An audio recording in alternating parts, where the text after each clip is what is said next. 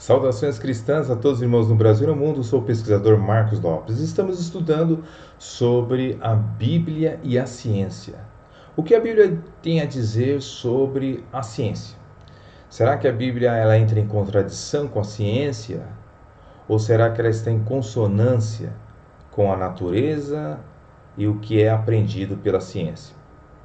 Vamos verificar, até porque a Bíblia diz em 2 Timóteo, capítulo 3, versículo 16, diz assim a palavra de Deus: Toda a escritura é divinamente inspirada e proveitosa para ensinar, para redarguir, para corrigir, para instruir em justiça.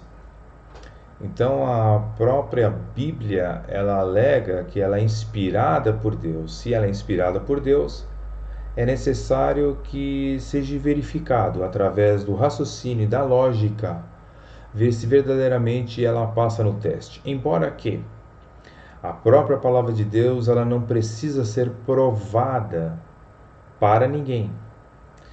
Você pode achar isso uma arrogância, uma prepotência, mas a fé ela é um dom de Deus.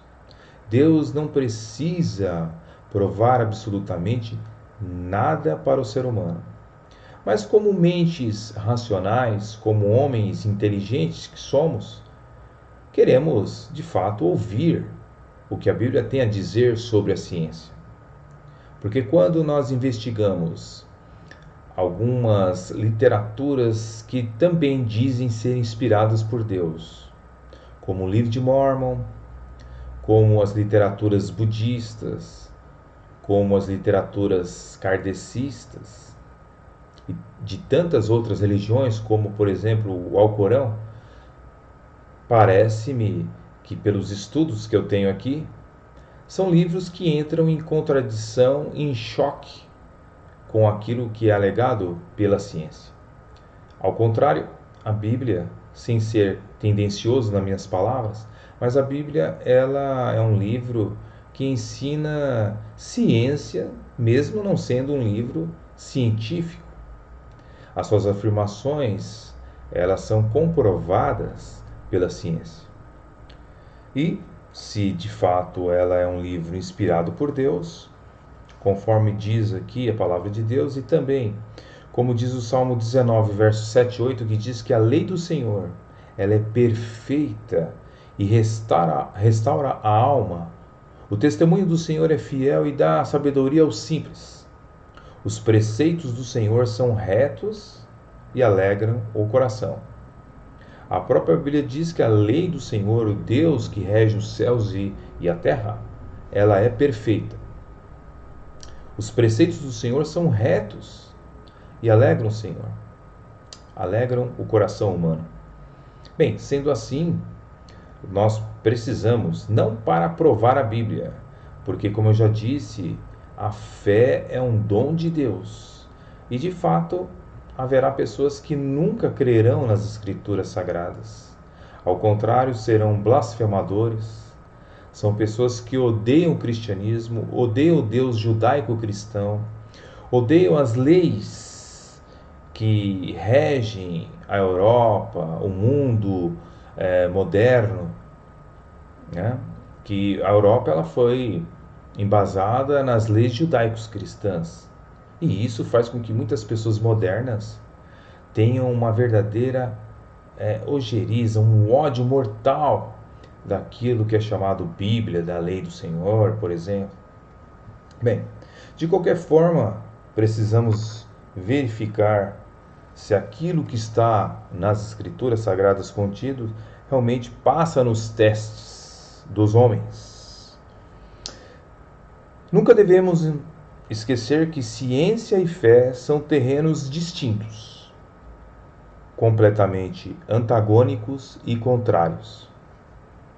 A ciência é alcançada por meio da experimentação, isto é, por meio da observação, da contra-argumentação. E a partir desses testes, chega-se ao conhecimento científico. Já a religião bíblica, ela é ensinada pelo Antigo e Novo Testamento, que pressupõe fé. O clássico versículo de Hebreus, capítulo 11, versículo 1, diz que a fé é a prova das coisas que não vemos. Em outra passagem diz que é por vista, por observação e não é por fé. Bem, de qualquer forma, devemos entender que a ciência não pode admitir uma fé, assim como o homem não pode viver debaixo do mar sem aparelhos. Sua estrutura e essência não são apropriadas para tal mudança. Por outro lado, a fé não conta com as probabilidades, com as estatísticas favoráveis, com as regras e leis naturais imutáveis. Então, como pode haver um texto no qual encontramos a presença desses dois polos? Da mesma maneira que alguns cientistas, principalmente os arqueólogos, valem-se de consultas aos relatos bíblicos para fazer seus trabalhos, não há nada que impeça uma apresentação honesta de descobertas científicas que confirmem alguns relatos bíblicos.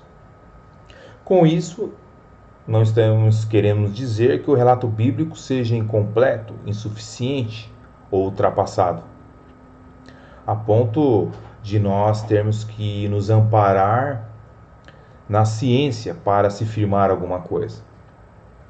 Certamente acontece o contrário. Os textos e os relatos bíblicos são soberanos, como Deus que os inspirou, e as ciências têm neles uma ótima oportunidade de mostrar à humanidade quando são honestas e quando estão blefando. Na verdade, então, nós temos aí, dentro do contexto que estamos falando sobre a Bíblia e a ciência, uma ciência que está atrasada em questões de raciocínio. Quando você verifica os textos bíblicos de mais de 3.000 anos de existência, por exemplo, os relatos que são apresentados na Bíblia, eles não se contradizem com a Bíblia Sagrada. Bem, eu gostaria de, antes de lançar vamos dizer assim, as provas de que a Bíblia contém ciência, gostaria de explicar praticamente em rápidas palavras o que seria ciência e o que seria Bíblia, para a gente poder trabalhar dentro desses dois sentidos. Então veja, eu vou ler aqui para vocês o que seria ciência. Ciência é o esforço humano de maneira sistemática em observar, pesquisar, descrever a natureza. As conclusões são ainda provisórias e limitadas. Errar é humano, também vale neste caso. No entanto, de um modo geral, na ciência consegue-se alcançar avanços progressivamente na área do conhecimento. Agora, o que seria a Bíblia? De acordo com a sua própria afirmação, a Escritura Sagrada é a palavra de Deus. Embora nós vivamos em um século totalmente cético, totalmente incrédulo, e dizer que a Bíblia é inspirada por Deus é servir de zombaria para muitas pessoas desse século.